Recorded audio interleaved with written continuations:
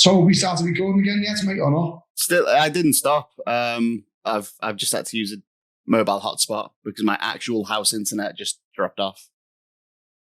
So all that stuff me and Nathan were talking about was recorded. No, none of it was. Good.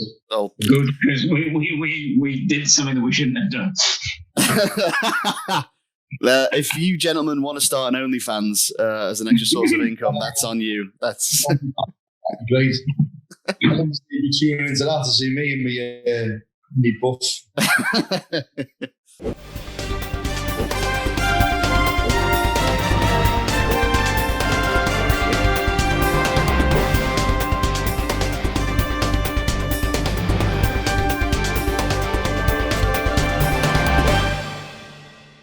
You've got now that some of the football's back, obviously without coaching more now.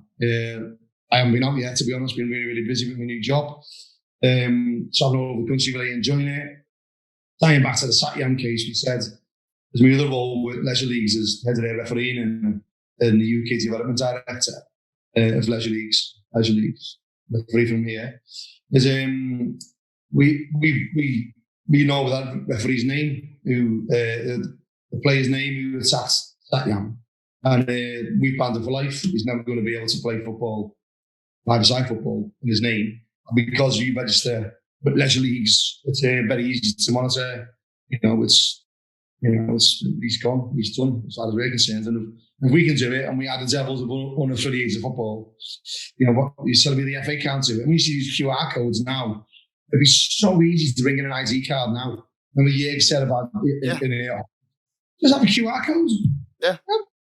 QR codes. There you go. Happy days, you can't play. This is the thing. Everyone was saying, oh, it can't be done. It's a logistical nightmare. It's this, it's that. So many excuses for why it was impossible. But like with so many things during this pandemic, having so many of the workforce work from home, can't do it. It's impossible. Everyone's got to come into the office. Suddenly, you can have 90% of your workforce working from home. In the exact same way, you can now have every single player registered for track and trace. Now you know exactly who's at your games, so that when you do need to punish someone, you've got their details. You know exactly who is there. I've been using an app. I think it's called Eve Pass. I'll just have a look. Yeah, it is. Yeah, it's called Eve Pass, and they're using that. A couple of Northern League clubs are using that when you turn up to the ground, and you scan your QR code and you say that you've arrived, and then as you leave, you check out. And so they know how long everybody was there. They know who was there, and it's actually a free, basically, alternative to the NHS track and trace, because one manager did tell me, I think it was £300 for them to be fully involved in that, and it was obviously a considerable investment. But they came up with an alternative by using this pass. They have a list of names and details, and everybody who's obviously signed up to the app they might use their details to sign up to the app, so they know who all the users are. They know who's checked in, how long they've been there, and all of that. So there are many, many ways to skin a cat and do the track and trace system.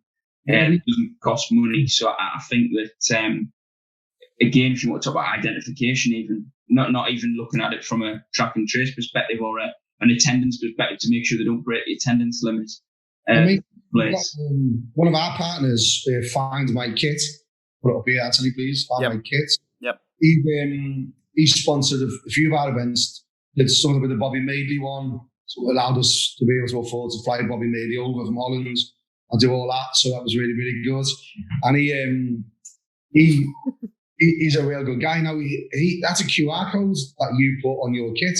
You get a personal one, QR code on your kit, your trainees, key rings, everything, and that's identifiable to you. I've asked him to look at doing that as a track and trace method, which we could go to the FA for dead easy. I think it's like £2 a person forever.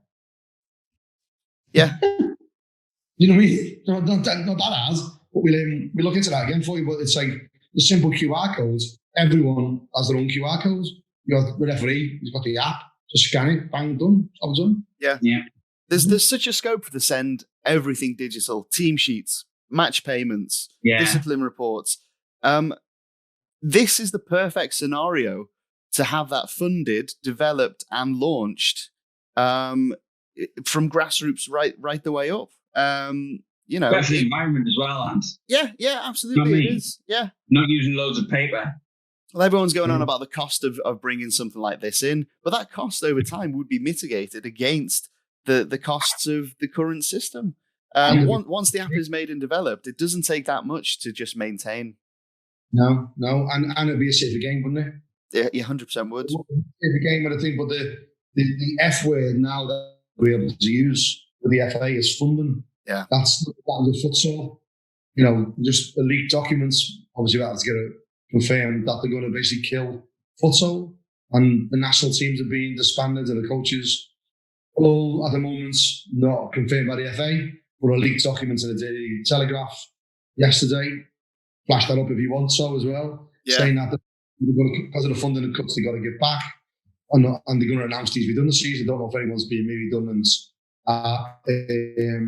The FA referees departments, it would be our general concern, but I'm sure there's a few people in there that shouldn't be in place, so maybe they will go, but that's personal opinion. I think we've got a couple of really good referees as well at futsal FIFA. I'm talking about here, Martin, and I know that there's one in Nottinghamshire that's a particularly top FIFA. Yeah, really. Yeah. You got one in the Northwest. You got Peter Nurse, chairman of the St Helens RA. Yeah. So and James Sherratt, he's a good futsal one. I don't think he's FIFA. I think James Sherratt, good lad, who went down to Holland Open. Yeah, I remember that lad. Yeah. If we're killing the refs opportunities to do games, that I mean, obviously, this is what you've just said there about this leaked document. It's total news to me. I didn't know anything about that, but just hearing it and knowing about obviously the FIFA futsal referees we've got, if we are sort of putting the kibosh on all these opportunities for them to referee particularly good standard futsal games, then how are these referees going to be nominated for major competitions? How are they going to be nominated to be in really good games and to represent this country and to represent the FA as well? I think that would obviously be the sadness and the real concern if that news was accurate. I think also futsal in the beginning, to me, why FIFA chose futsal over 5 or 6 sides, to me, I don't know why they come to that conclusion. You need the partition figures were quite good at the time, but you need a different pitch, you need a different ball, you need more referees.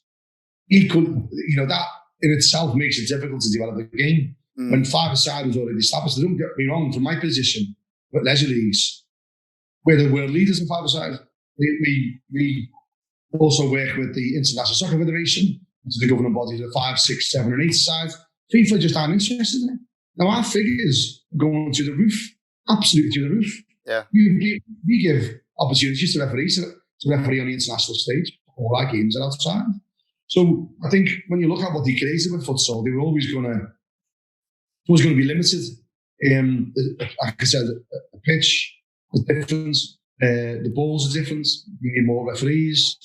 It's traditionally was South American sort of, it was that blend of football that was coming through.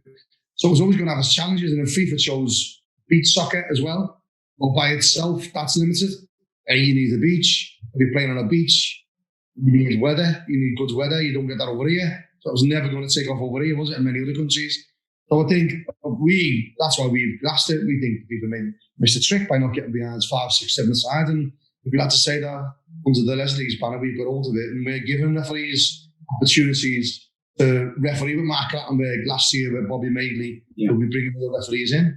But these opportunities are there outside the affiliated game. And I think people need to realise that. People need to realise that. When they represent futsal, the futsal games that get shown on TV, national, and nowhere near as high as the coverage we get in our 5-a-side games. Nowhere near 300 million people on viewers on Facebook. Yeah, that's more than the futsal could absolutely dream of. Yeah, so I think that again, Martin, do you not agree that it comes down to the coaching side and the technical side, that a lot of people who are decision makers here are thinking about,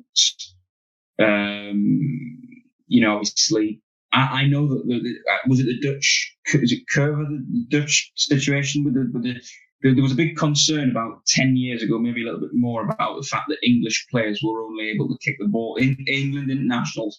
I think they looked at the England international team at something like 2010 World Cup, and only one of them was what you would deem as two-footed. Whereas I think there was only 2 or 3 in the Dutch national team that weren't both footed. And I think that they looked at what could they do to improve that side of things with having ambidextrous players who could play the ball just as well with both feet. And it's something that they wanted. So they looked at futsal as really the answer to that, because they also saw that there was a lot of quality with the Brazilian players as well. And I don't know if you tried to strike a futsal ball, but it's like kicking a medicine ball. Yeah, it's heavy, isn't it? Very, very heavy. And a bit flat. You can't. It's not one that you could hit from 30 yards at the top corner. It just wouldn't rise, and you'd probably break your foot. So I think it's always been around that technical pass, because you can't strike it. In fact, don't quote me on this because I don't know the rules, but I'm fairly certain there are certain areas where you're not allowed to strike the ball anyway. I think you can only score from maybe inside the box or something like that. Yeah. It is, yeah. But I think going back to your point with the ball is intentionally flat so it doesn't bounce as much. So it's hard to get the first touch. So I think it helps the first touch really. So I think that side of it, but it's just look at it in real. Let's be honest here.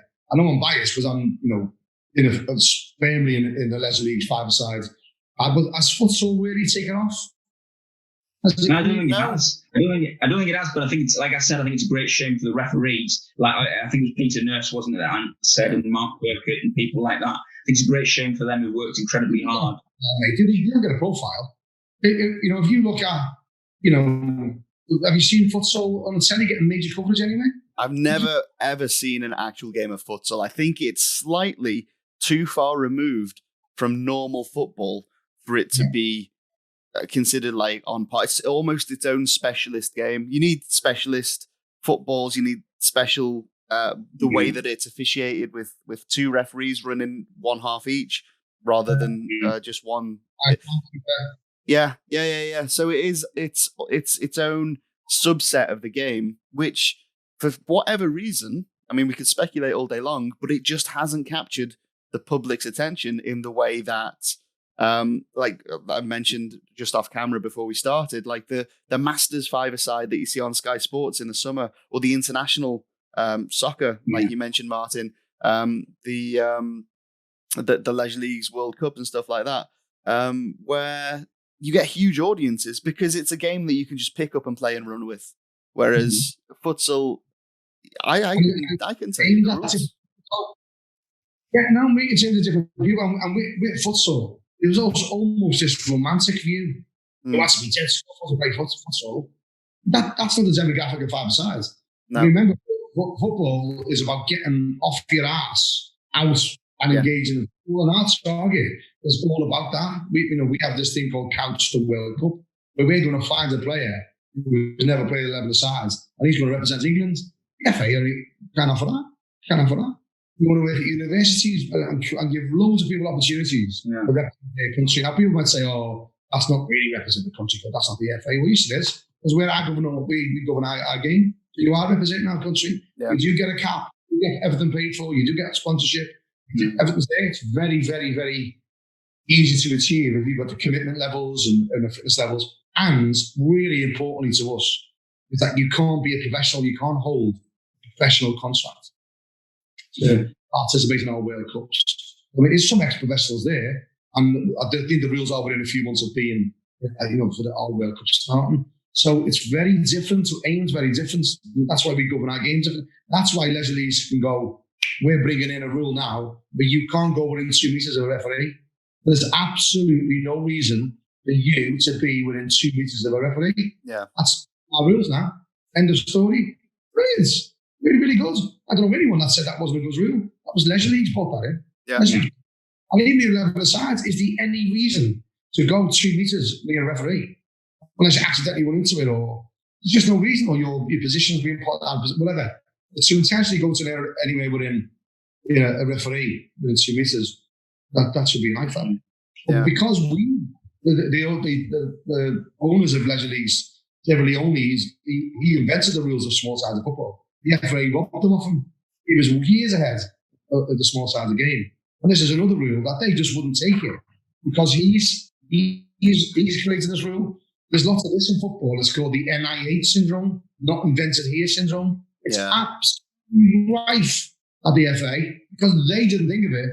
We ain't got to introduce it. We might leave it a couple of years and reinvent it and say it's our idea, like they did with the vulnerable role. So I think when you look at Leslie's and just set out the politics of it and what they've created as a product, a world product, it's brilliant. And to see futsal failing like this, now it's going to get worse because of the funding, which is a terrible, terrible shame. I know, like we said, we know some great referees involved in futsal. Yeah. I know some great footballers involved in football. Great opportunity, but they never got behind 5, 6, 7 sides. And now the biggest problem is leisure leagues who aren't affiliated. Well, this is the thing I was going to say. If you have to prop up your small-sided game with anywhere between 33 and 75 million pounds per season, because that's the numbers that this article said was going to be withdrawn over the next, was it 3 to 5 years? They're going to claw back that money that would have gone to futsal.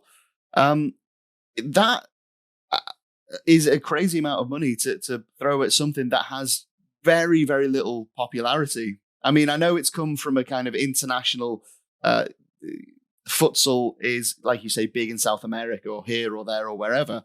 But in terms of this country, it's not. And for it to receive that level of funding, when there are 11-a-side teams now that are going to struggle just to survive through this pandemic, it may be you kind of got to let futsal just die off a bit and find its own natural standing within the world of football. And that might sound harsh. And listen, we've mentioned names of people that we know and are involved with futsal, but I think that's something we've just got to allow to happen. And if in the future, if in 5 and 10 years, it does build back up, fantastic. But at the moment, in this country especially, there are alternatives that don't need millions of pounds of funding because they are self-sustaining. They've got a business model where the players are happy to pay to play, and that, allow it to die off. If that's the way it's got to go, I don't want to sound like a prick for saying this, but I don't think there are many people in this country that would genuinely miss futsal. Yeah, I would agree with that. I definitely 100% agree with that. And when you look at just what we've got, nearly 200,000 players playing every week, 50 weeks a year at leisure leagues, and that's completely away from the national governing body. Why is that the only one that is not affiliated to the FA, but the only one that's thriving and getting bigger and bigger and bigger and bigger? That's a question in itself. Yeah, that's a question in itself. I mean, even with the FA trying to stop leisure leagues getting bigger and county FAs telling referees, don't engage with unaffiliated football. There's actually a rule in our national governing body's rules that says you can't referee affiliated football. It's still massive. Yeah. That tells a story to me. That's why it was really attractive for me to get involved with them. They're street ahead of the FA, absolute street ahead. I think that, the thing is, in particularly in South America, futsal is a means to an end. Yeah. What it does is it produces the next generation of football players, international people like Neymar and Gabriel Jesus, people like that. But actually, in this country, there's only that one lad who plays centre-half for Wolves. And that's it. He's the only one who's played futsal for England and then gone on to be a professional footballer. Yeah. I mean, correct me if I'm wrong, in the comments, obviously people can say if I'm wrong. But I'm talking about professional footballer who's reached, the top level, like these Brazilian players have. But also, you just said about it before. Have you ever seen a game of futsal on the TV? No, I have actually seen beach soccer on the TV, but not that. So I think that shows how far removed it probably is. And on the beach soccer, that was aimed very differently, wasn't it? Because the women's game of beach soccer got very popular very quickly, mainly to the uniform they were wearing. And I think didn't Sepp Blatter at some point said, I think the women's shorts should be more revealing or something. That's where let's be real here. That's where that's at. So, like, you see beats, and then go back to the Legends tournaments, which is the Masters was quite popular. But the actual what companies are going to engage with that when a lot of the fellas are overweight, they don't look very aesthetically easy on the eye. It might be, it wasn't a product that would work in that sort of field. And where we've gone with it, whereas look at these are all amateur players. None of these got a contract. Look how good they are. And you tie that in with the Jamie Vardy scenario. Yeah. When we make an announcement in a couple of months what we're doing next, Jamie Vardy got into the game late, won the Premier League, oldest Golden Boots winner, isn't he? And got into England, all these stuff because he got in there late. And what we're creating, Leicester Leagues and the ISF, we're creating opportunities to play for your country in front of millions of people far earlier in your career. If we had that window that we create, he would have got picked up earlier. Absolutely guaranteed. Yeah. Absolutely guaranteed. And like, it's that sort of, there's no real coverage at grassroots level. I know some brilliant clubs, Concept, Froome Town, all the Wimborne towns, some great teams who are developing into really good, places to view football. They're not going to get on telly in a million years unless they draw someone in the first round proper of the FA Cup. Let's give them more opportunities. Let's. Wouldn't you think it'd be great if all of a sudden the BBC said, "You know what we're going to do? We're going to show highlights of that level of football. What once a week, 15-minute slot. Imagine the exposure that would give to those teams. Yeah. Imagine what it would do. You've seen what the FA Cup does. The thing that the FA's got right is the FA Cup. I think that breeding fund has been put as well. Right? But when you look at what's out there to give people a chance to really look at Soccer Days. Massive. Why aren't we doing something similar for the grassroots game? Why aren't we doing something similar for all that money goes to the grassroots game? Yeah. With Soccer Days, brilliant. Klats loves it. He's always involved. There's opportunities with the real desire to help. There's opportunities out there, guys. There really, really is. And I think we've got to hold the hand up the FA in certain parts and say, well, 11's been diminishing for years and 5-a-side can go through the roof, but they've just parked it. It's too late now. If they go into 5-a-sides, that's going to absolutely kill futsal stone dead, isn't it? Yeah. So talking about broadcast sports as well, I think there's space in, especially with the pandemic and football being the way it is at the moment, a place in the broadcast schedule for elite 5-a-side. Quick games, leagues that are done in 6 to 8 weeks, promotions, relegations, familiar faces, big names, all that sort of stuff. It doesn't even need to be on your traditional like BBC, ITV, Sky Sports. There's now outlets like Amazon Prime that will pick up stuff like that and just run with it, or YouTube, their premium service as well. There's scope for it, and I can see it with the way that the world is going. I can see it happening maybe in the next 2 to 5 years. That absolutely. We got our own media channels, we got everything. Yeah. We're set up to just park the politics with that. To be honest, a lot of people will engage with us because we're not affiliated with the FA. That many people in our world of football are so pissed off with the FA, let them down, that there hasn't really been an alternative. We're a true alternative. And I think we don't get any funding from the government or anyone. Engage it more, we put it on, maybe if it's a little video and it's all I could send you, just a little short clip of that. We build a stadium ourselves. Yeah. It's like the centre of Lisbon, a beach in Crete, and we put on a tournament. Why can we do that? How come we can do that? There's nothing like that being in futsal or nothing else like that. Yeah. So it's growing. We've got lots of big people behind us. And I think it's a shame about futsal. And I'd love to see it thrive. I really would. Some good people in there. But equally, 5 or 6 or 7 sides. It's massive in this game, and it needs to be on mainstream TV. There's some really, really good talent out there. Great referees. Great facilities too. You see what happened last night, by the way, with West Ham? No, what happened? They turned up to the ground, right? And the club doctor. So to turn up to the ground, they did the exchange with the referee an hour before the game, right? They started the warm up, and the club doctor came out and said, "Them 2 players are positive. and the gaffer's positive, you need to get them out of the stadium now. This is about 45 minutes before kick-off. Seriously, I'm not joking. This happened. This was at West Ham London Stadium last night. They were playing Hull City, and they only found out 45 minutes before the game kicked off that the two players and the manager were positive. And the two players and the manager were just knocking about with everyone in that stadium at that point. Yeah, and they'd already named the team with the two players in it, starting 11, and the manager, obviously, David Moyes, was there as well, and he's got it. Wow. Are we recording? Yeah.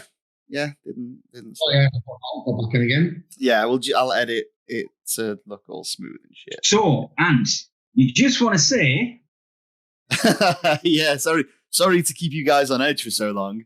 But I was just going to mention the whole Keith Stroud news article that happened. So Keith Stroud is starting a game of football. As you have, the match ball is on a little podium. As he comes out, picks up the match ball, gives it a kiss, and then marches out to start the game.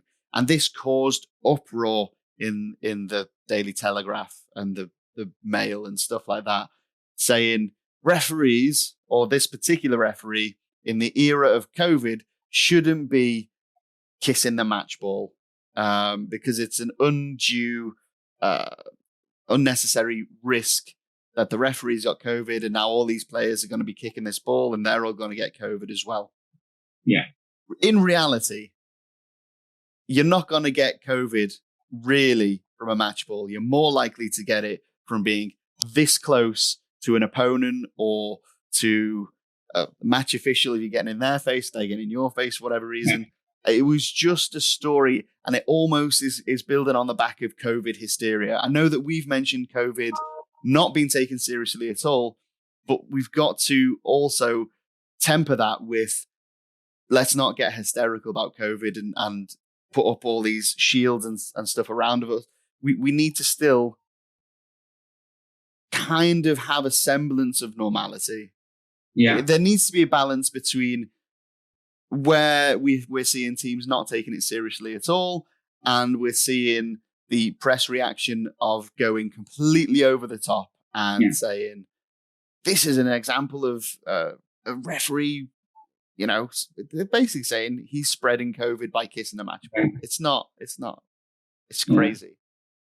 Well, it's actually funny you should say that, Anne, because I know that Martin's friend, Lee Probert, when he was refereeing, he always used to kiss, I think it was a ring finger of his hand. Yeah.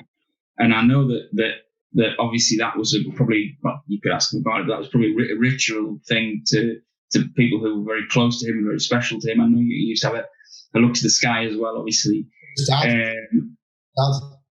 Yeah. So there are things that referees do, and obviously we all know that as referees we want things to fall fairly for us, so that we don't end up in difficult situations and things like that. So I do think that there's a little bit of that. But yes, I do think that, could he have done something that was maybe a little bit more for himself, almost like you said, like kissing the ring or the rung of the sky or whatever? Was there another way he could have done that just to deflect attention? Because as we know, as referees, we're leading the teams out the tunnel. So obviously that game was live on Sky Friday night, and it was going to be right in his face, the camera, and it's something that, as referees, we always think about. When we think about set pieces, we put ourselves in positions to prevent us being blocked off a key incident. Every position we take on the pitch is within the idea that we will be able to see anything that may happen, and so and that's foresight. So to not have the foresight to think, well, there's going to be a camera in my face, I'm leading the teams out because we're live on Sky. It's Friday night, it's the first game of the season. I think, unfortunately for Keith, it might have just been a little bit better for him not to do that because what people are like. Mate, here's my take on this. What a stupid thing to do. And I know Stasi. I've said to you before, when I retired, he was one of the first to send me a really nice message. The first ever Football League line was with Stasi. A top man.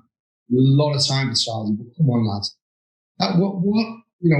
And sometimes I get a little bit annoyed with these little things that referees do.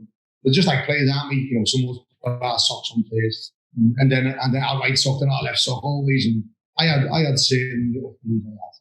But I stopped doing it because no matter what I did there, I'd have a crap game. And then the next game, I'd start doing it again, thinking, well, that never worked last time, did it? So why am I doing it?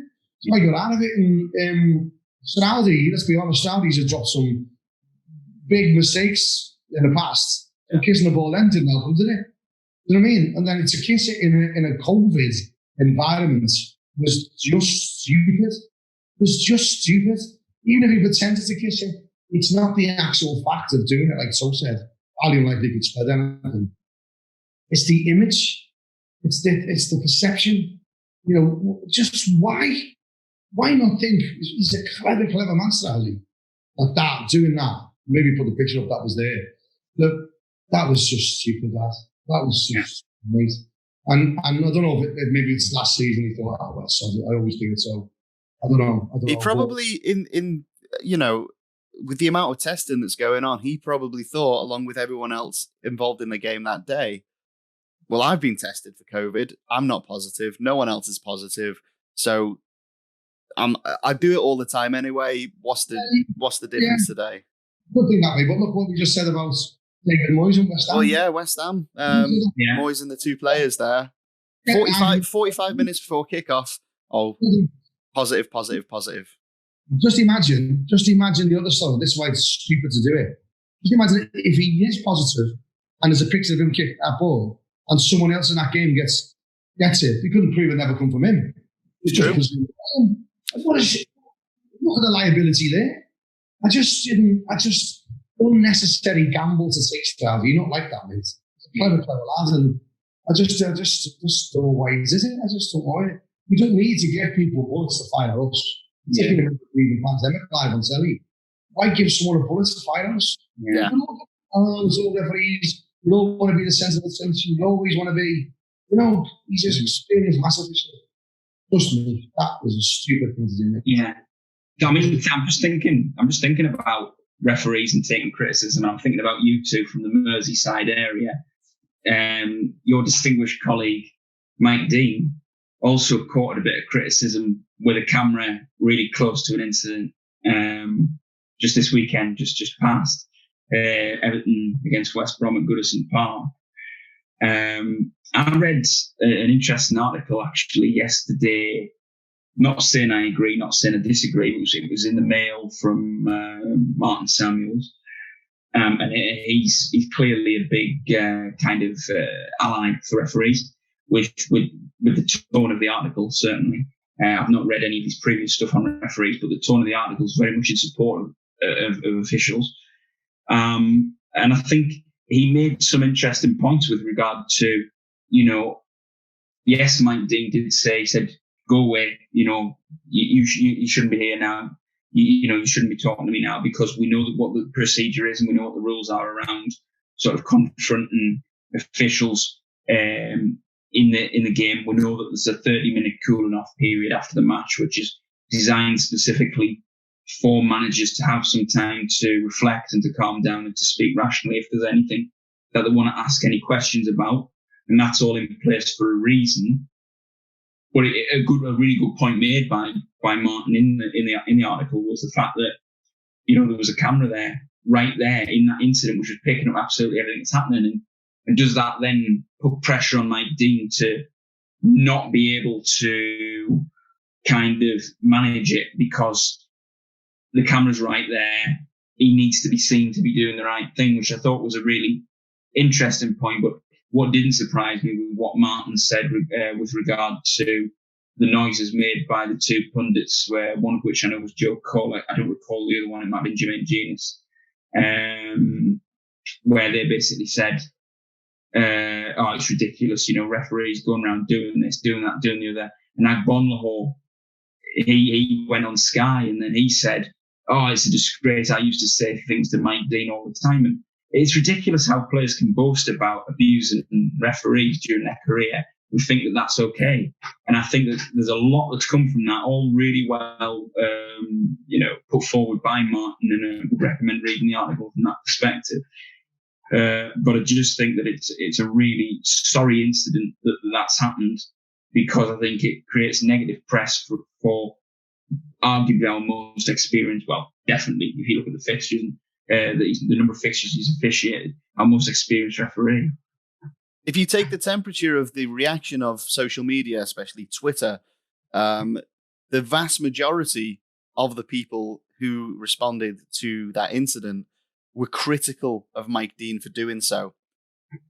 Those were not referees, they were just general football fans. And they're the football fans that they almost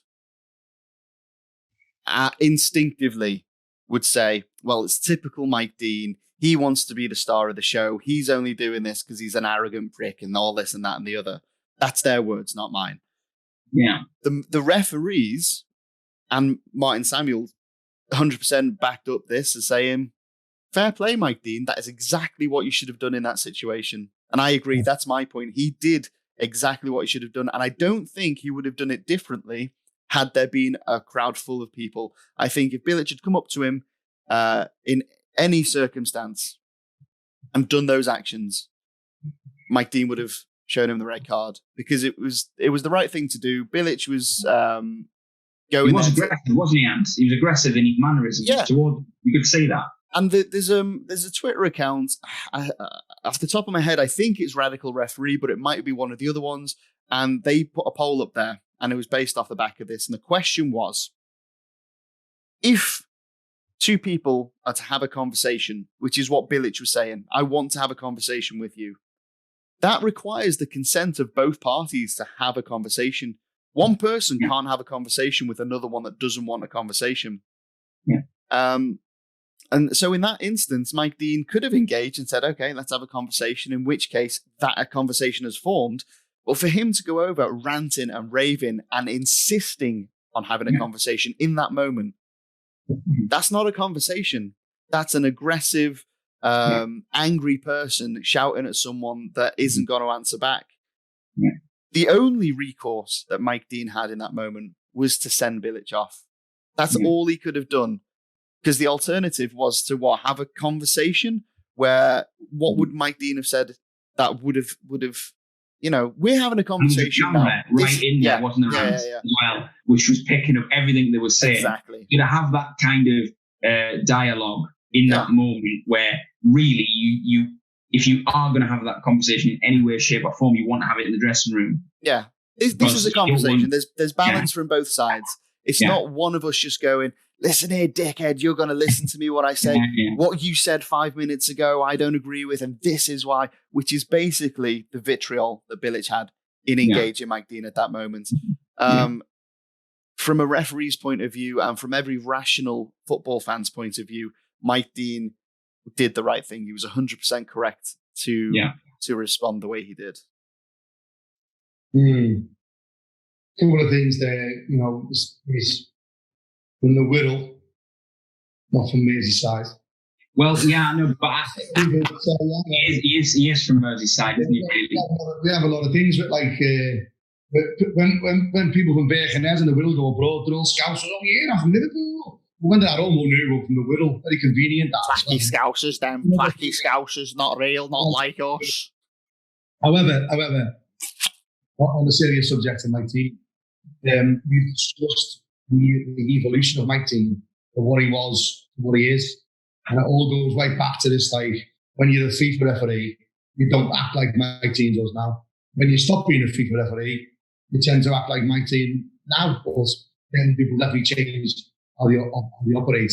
You telling me those two didn't know what was going on there? That was camera right there, and everything would be picked up because there's no crowd. Yeah, totally biased. That was probably a ploy by Bilic to try and get some 1% nonsense that they talk out of him, and it backfired on him. But I don't know what he thought was going to be the end result. I don't know. Does Mike Dean say, I'll have a look at half time when I come back and I'll give you the penalty or whatever? I just don't see what they were trying to achieve. It's just macho nonsense. And the important issue is that's how those attacks on Satyan's hockey happen. That's exactly what happens. That's the evolution the other way. People look at that and think, I can do that. But I'm going to do that to someone who's on a pitch in central London with no police officers. Might just happen to have a camera. Might, maybe. Totally different beast. That sort of thing there that he did, that's, I believe, truly believe, that is the beginning of the evolution of someone getting assaulted at grassroots level. Because their game evolves, it gets worse. I did a blog on it, maybe put a link up, called The Evolution of Crime.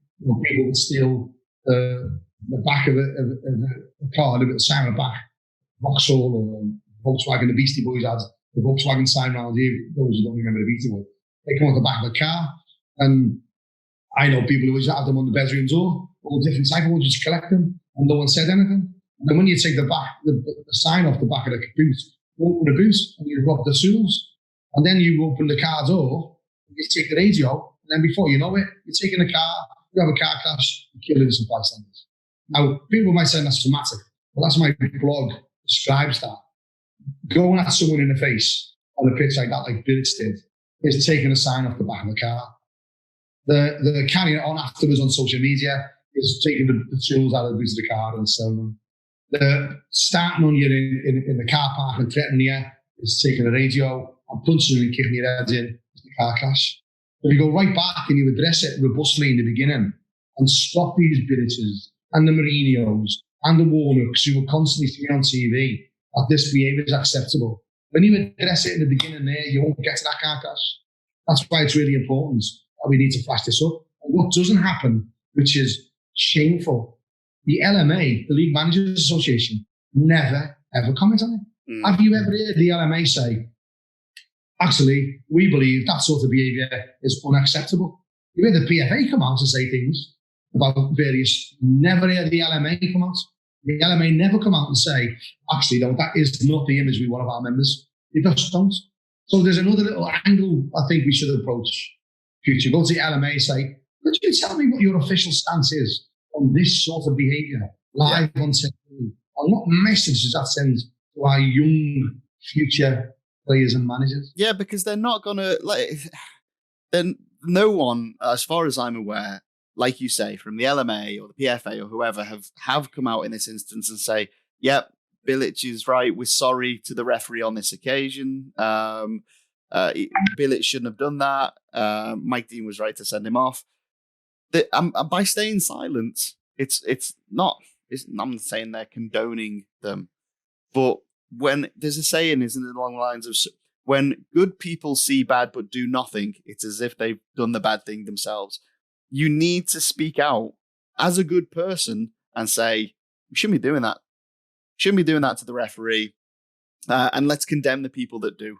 Because if you don't, like Martin has said, these ripples that come out from these actions that we see ultimately will lead to a Satyam Taki or whoever the next referee gets assaulted on the pitches on a grassroots Saturday, Sunday. Yeah. Absolutely 100% right. And we get evidence. Crime goes right back. You about soft drugs lead to hard drugs, you remember people might listen to this thinking, oh my God.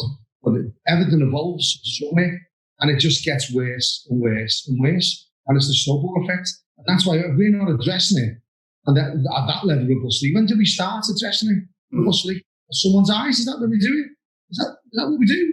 You can't get banned for life now. It's like a Sandy Day ban. It's like finding rock and all shit.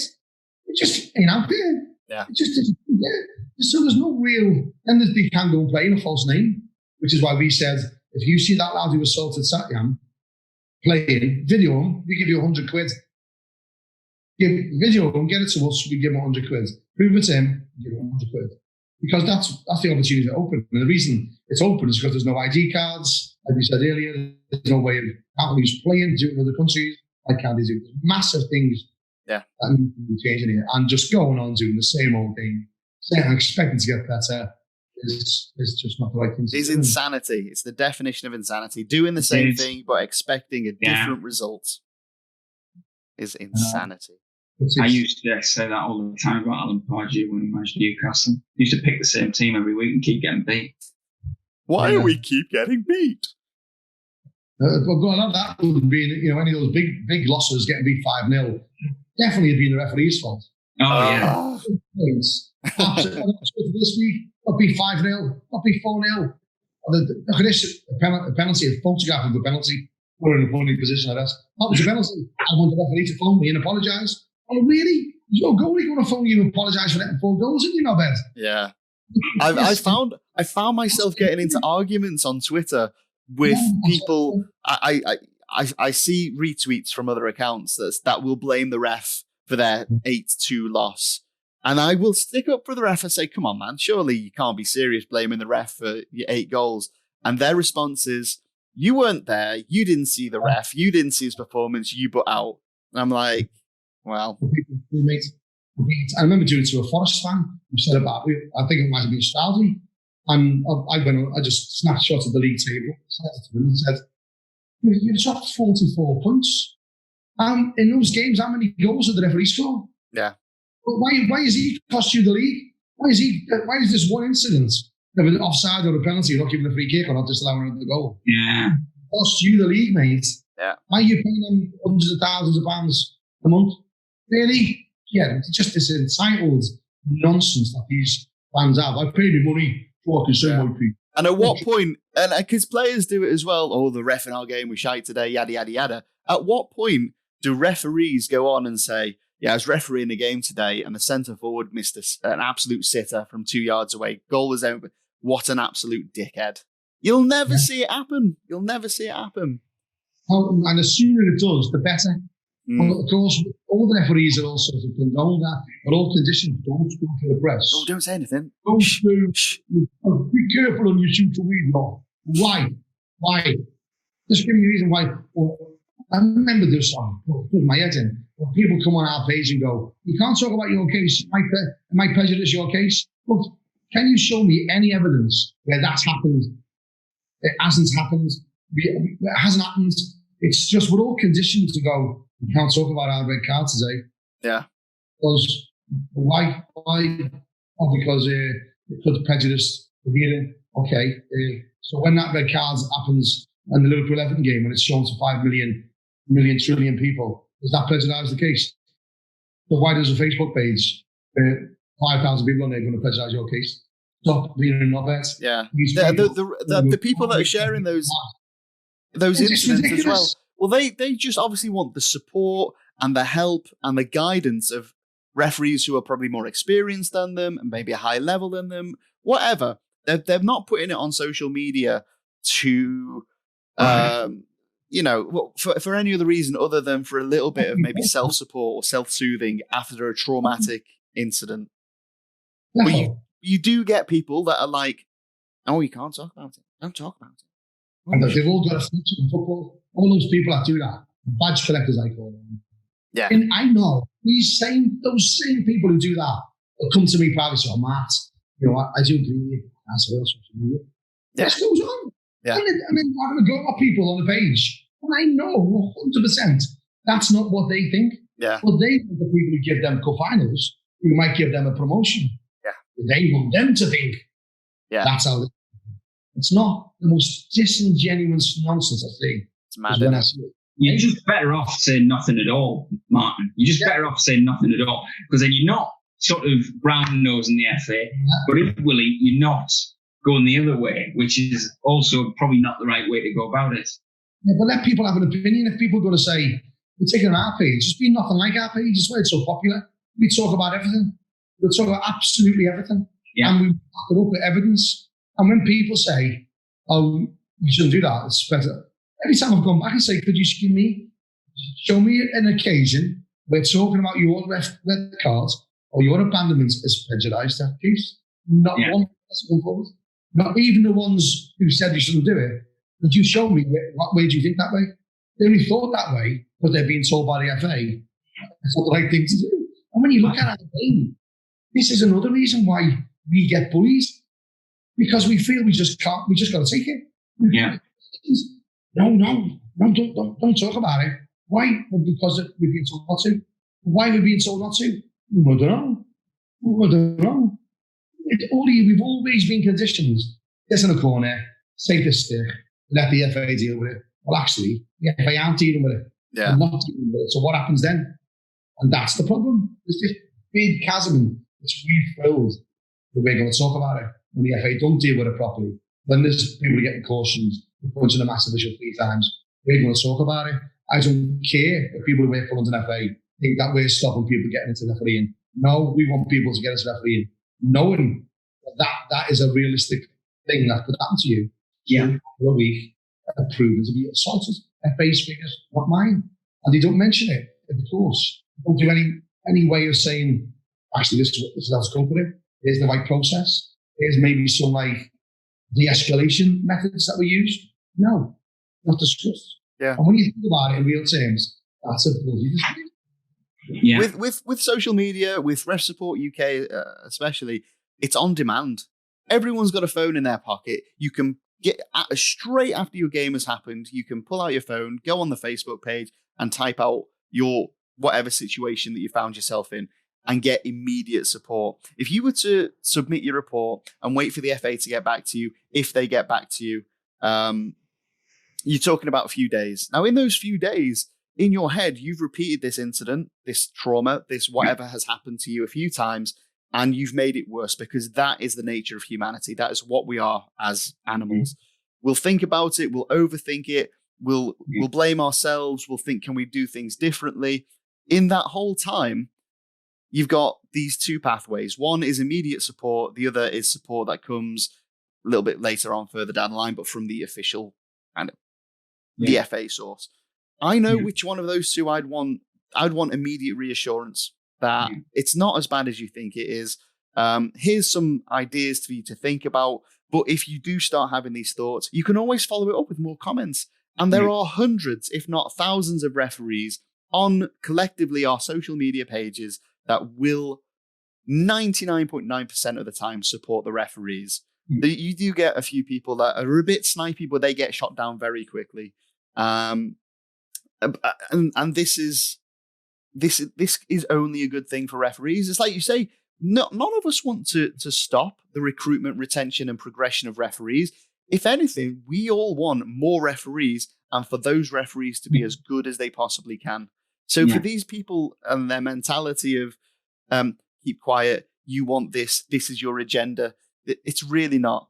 And I don't know why or how people get off on saying what your agenda is, or what my agenda is, or what Nathan's agenda is. Yeah. They don't engage with us, but they do snipe and do this stuff in the background. Oh, don't join that page. Don't talk to this person. It'll have negative effect on your refereeing career. You want to be a good referee? Don't listen to this. Don't talk to this person. It's madness. It's absolute madness. 9 times out of 10, we get a lot of traction. It happens right at the beginning with us. Oh my God. Ref Support, don't go near them. Why? Well, the FA don't like them. But they don't want the FA to like them. They're not bothered. Yeah, but. That's all you got. You couldn't justify it. So I started saying to people, right, whoever says it to you, need to the face, right?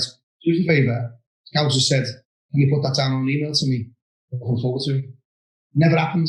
Yeah. Not once did that happen. Not once did that ever happen. Don't engage with them because we don't like it.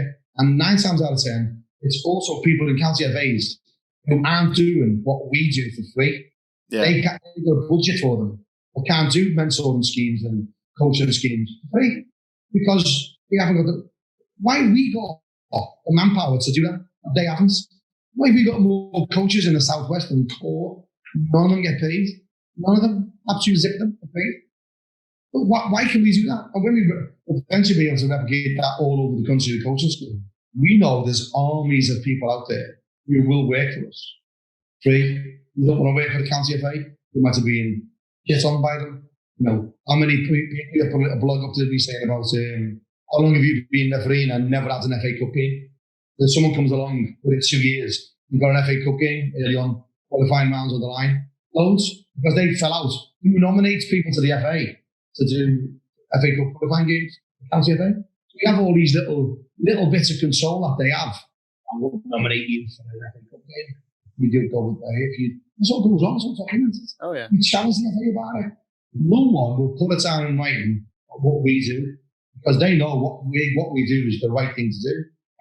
RDOs are losing their jobs. RDO was going down from full-time jobs to 2 days a week. I haven't really gone out there with this yet. I'm getting loads of information, also up your area as well, but RDOs are being cut down to 2 days a week.